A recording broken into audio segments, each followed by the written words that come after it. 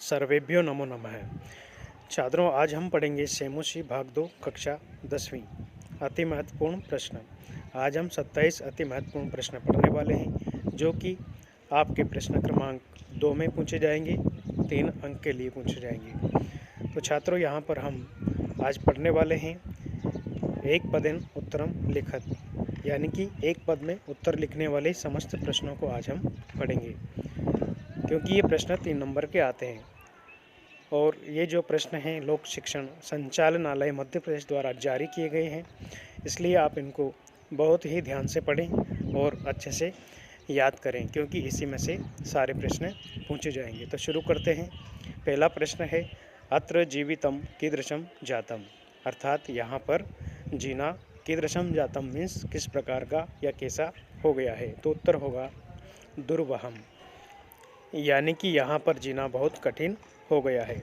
अगला है, अनिशम महानगर मध्य किम प्रचलति, अनिशम मीन्स दिन रात, महानगर मध्य महानगरों के बीच, किम प्रचलति क्या चल रहा है। दिन रात महानगरों के बीच क्या चल रहा है। तो एक पद में उत्तर हो जाएगा कालायास चक्रम। कालायास चक्रम मीन्स लोहे के बड़े बड़े चक्र चल रहे हैं। आज महानगरों के बीच में लोहे के बड़े बड़े यान, बड़े बड़े चक्र चल रहे हैं। ठीक है। इसके बाद अगला प्रश्न है, केशाम माला रमणीया। केशाम माला रमणीया, केशाम मीन्स किनकी, माला, रमणीया का मतलब सुंदर लग रही है, किनकी माला सुंदर लग रही है। उत्तर होगा ललित लता नाम हरित तरुणाम। ललित लता नाम मीन्स कोमल लताओं की, और हरित तरुणाम का मतलब हरे हरे पादपों की माला रमणीय या सुंदर लग रही है। बुद्धिमती कुत्र व्याघ्रम ददर्शः। बुद्धिमती ने, कुत्र मीन्स कहाँ पर, व्याघ्रम शेर को ददर्श देखा, उस बुद्धिमती ने कहाँ शेर देखा। उत्तर होगा गहन कानने। गहन कानने का मतलब घने जंगल में। जब वह घने जंगल से जा रही थी तो उसने घने जंगल में एक शेर को देखा। इसके बाद अगला प्रश्न है, भामिनी कया विमुक्ता। भामिनी का मतलब है बुद्धिमती स्त्री, कया किसके द्वारा, विमुक्ता विमुक्त हो गई थी, किससे विमुक्त हो गई थी। तो इसका उत्तर होगा, यहाँ पर हम लिखेंगे निज बुद्धिया। निज बुद्धिया का मतलब अपनी बुद्धि के द्वारा, अपनी बुद्धि का प्रयोग करके वह बुद्धिमती स्त्री उस शेर के भय से भी मुक्त हो गई थी। इस प्रकार से हम लिखेंगे। अगला प्रश्न है, सर्वदा सर्व कार्येषु का बलवती। सर्वदा मीन्स हमेशा, सभी कार्यों में, का बलवती कौन बलवती होती है, हमेशा सभी कार्यों में कौन बलवती होती है। उत्तर होगा बुद्धि ही, अर्थात बुद्धि।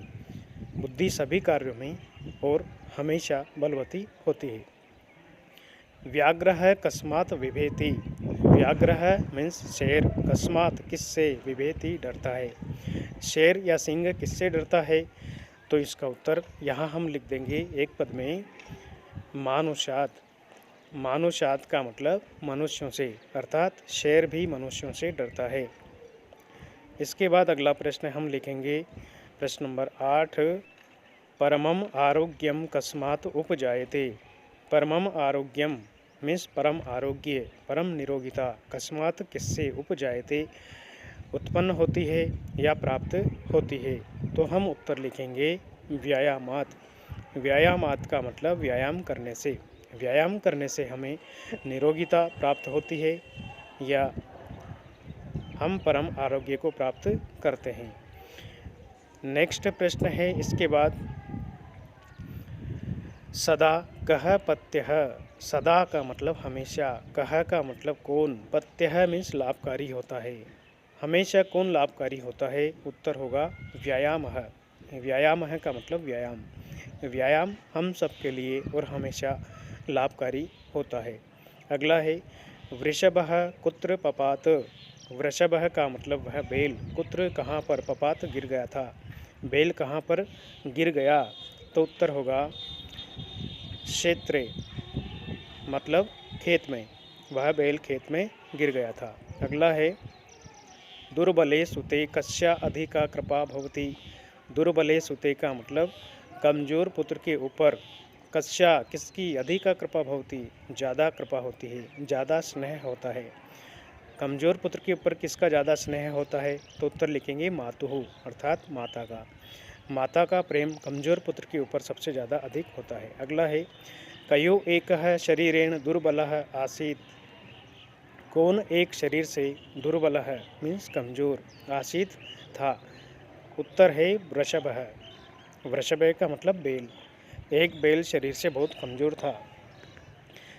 मनुष्याणां महान रिपुः कः, मनुष्यों का सबसे महान, रिपु का मतलब शत्रु, कः का मतलब कौन होता है, मनुष्यों का सबसे बड़ा शत्रु कौन होता है, तो उत्तर में हम लिख देंगे आलस्यम अर्थात आलस्य।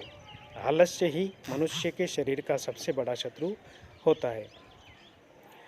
गुणी किम वैति, गुणी का मतलब गुणवान व्यक्ति, किम वैति का मतलब क्या जानता है, तो उत्तर होगा गुणम। गुणम अर्थात गुण को जानता है। जो गुणी होता है, जो गुणवान व्यक्ति होता है, वही गुणों को जान सकता है, इसलिए हम लिखेंगे गुणम। पशुना अपि कीदृशः गृह्यते, पशुना अपि का मतलब पशुओं के द्वारा भी, कीदृशः गृह्यते किस प्रकार के अर्थ को समझा जा सकता है, पशु भी किस प्रकार के अर्थ को ग्रहण कर लेते हैं, तो यहाँ पर एक पद में इसका उत्तर हम लिख देंगे उदीरितः अर्थः। उदीरितः का मतलब कहे हुए अर्थ को, या कहे हुए अर्थ को पशु भी आसानी से समझ सकते हैं या समझ जाते हैं। इसके बाद हमारा अगला प्रश्न होगा प्रश्न नंबर 16, उसे भी हम ध्यानपूर्वक देखेंगे। तो आइए देखते हैं प्रश्न नंबर 16। वनराजः कई दुरवस्थां प्राप्तः, वनराजः का मतलब वह वन का राजा शेर कई किनके द्वारा दुरवस्थां प्राप्त है, दुरवस्था को प्राप्त हो गया था, उत्तर हो जाएगा हमारा यहाँ पर एक पद में वानरई। वानरई का मतलब उन वानरों के द्वारा, उन बंदरों के द्वारा, वह जंगल का राजा भी बहुत दुखी हो चुका था। अगला प्रश्न है कह वातावरणम कर्कश ध्वनि नाम आकुली करोति, कह का मतलब कौन, वातावरणम पूरे वातावरण को, कर्कश ध्वनि नाम अपनी कर्कश आवाज़ से, व्याकुल करोति का मतलब कर देता है, कौन अपनी कर्कश आवाज़ से पूरे वातावरण को व्याकुल कर देता है, उत्तर होगा काकः अर्थात कौवा। कौवा अपनी कर्कश आवाज़ से पूरे वातावरण को व्याकुल कर देता है। काकचेष्टः विद्यार्थी कीदृशः छात्रः मन्यते, काकचेष्टः का मतलब कौवे के समान चेष्टा रखने वाला, इच्छा रखने वाला छात्र, कीदृशः छात्रः मन्यते किस प्रकार का छात्र माना जाता है, आदर्श छात्र है, अर्थात एक आदर्श छात्र माना जाता है। इसके बाद अगला प्रश्न हम लिखेंगे कीदृशे प्रदेशे पदयात्रा न शोभा वहा, कीदृशे प्रदेशे किस प्रकार के प्रदेश में, किस प्रकार के स्थान पर पैदल चलना ठीक नहीं कहा गया है, उत्तर होगा विजने प्रदेशे। विजने प्रदेशे का मतलब सुनसान जगह पर या सुनसान स्थान पर पैदल यात्रा करना उचित या ठीक नहीं होता है।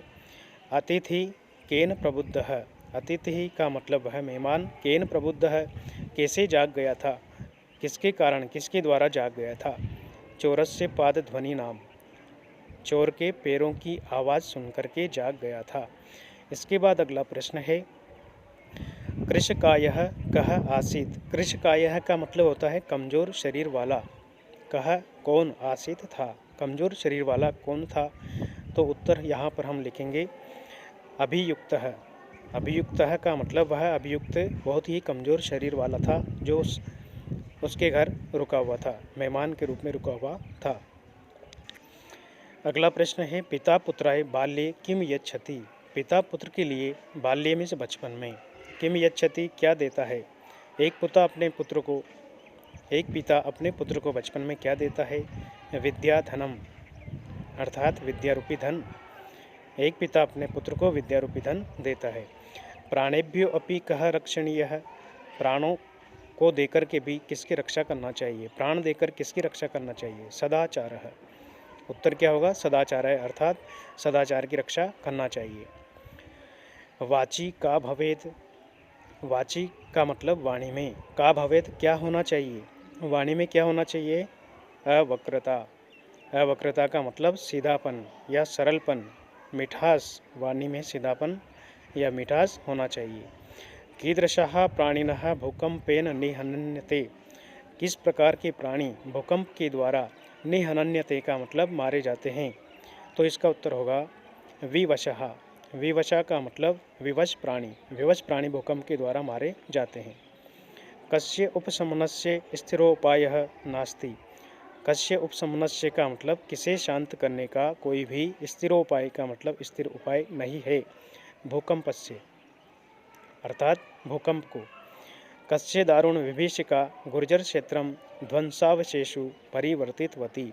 कस्य दारुण विभीषिका, किसकी दारुण विभीषिका ने गुर्जर क्षेत्र को ध्वंसावशेषों का मतलब ध्वंस मात्र में परिवर्तित कर दिया था। तो हम उत्तर लिखेंगे भूकंपस्य अर्थात भूकंप की दारुण विभीषिका ने। और इसी प्रकार की अन्य वीडियो देखने के लिए आप मेरे इस वीडियो की डिस्क्रिप्शन में जाकर के आप एक वाक्य वाले IMP प्रश्न और IMP जितने भी निबंध हैं उन सभी को यहाँ से आप देख सकते हैं। आशा करता हूँ आपको ये वीडियो अच्छा लगा होगा। अगर अच्छा लगा हो तो आप मेरे इस वीडियो को लाइक, शेयर और सब्सक्राइब अवश्य करिएगा। जय तो भारतम, जय तो संस्कृतम। धन्यवाद है।